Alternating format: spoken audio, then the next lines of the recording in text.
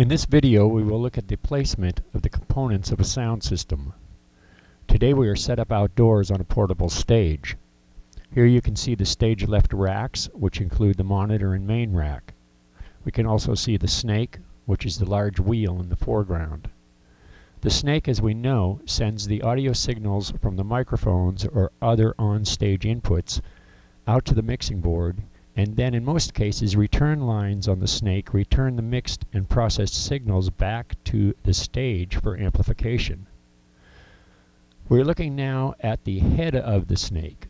This snake's head is attached to its cable reel, but more often is free to be placed where best needed on stage. Notice the bottom row of 1/4-inch plugs that act as the return lines from the mixing board. These lines are the 6 monitor send lines and the left and right sends to the front of house amplifiers. The 16 white and 8 blue wires are subsnakes that are run to different locations on the stage to help eliminate the need for long mic cable runs. On this show, the 16-channel subsnake is run out to the upstage center and is used for drums and backline inputs, while the smaller 8-channel subsnake is run downstage center to accommodate vocals and downstage inputs. The next component we have is the monitor rack. This monitor rack can power 6 independent monitor speakers. Each monitor mix uses a graphic equalizer and one side of a stereo amplifier. Next we have the main rack, which houses a power filter, a crossover, a high-frequency amplifier, a mid-frequency amplifier, and a low-frequency amplifier. You can also see one of the stage left front of house low-frequency cabinets. Jumping out to the front of house position, we can see the 3 basic components: the mixing board, and in this example 2 racks. The top rack being the effects rack, and the bottom rack is the processing rack. This effects rack holds a power filter, a CD player, a 4-channel compressor, and 4 different effects units. Most engineers carry their own effects racks, which they integrate into whatever sound system they end up on.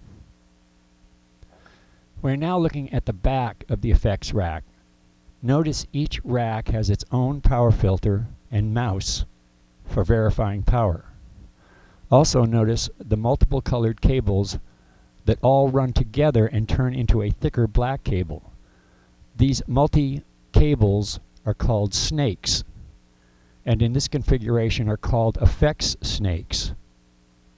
The bottom rack, the processing rack, hold the front of house graphic equalizer along with other processing equipment such as gates, compressors, feedback suppressors, and a real-time analyzer. Looking at the back of the processing rack, again notice the power filter with its mouse. Again notice the use of effects snakes. The importance of correct cable marking cannot be stressed more. The use of different colored cable and cable tags can help you quickly identify a problem or change the configuration of the signal path. To eliminate hum, all power cables are tied to one side of the rack, while the audio cables are run to the opposite side of the rack. Jumping quickly back out front, I wanted to show you the 6 monitor sends coming out of the 6 aux sends on the board. These 6 lines carry the monitor mixes developed by using the aux knobs on each channel of the board. Yes, here I am running the show. I was just handed a stage plot drawn up off the cuff by a band member. Always think ahead to best use the current show's inputs and channels to expedite the set change and remiking of the stage for the next act.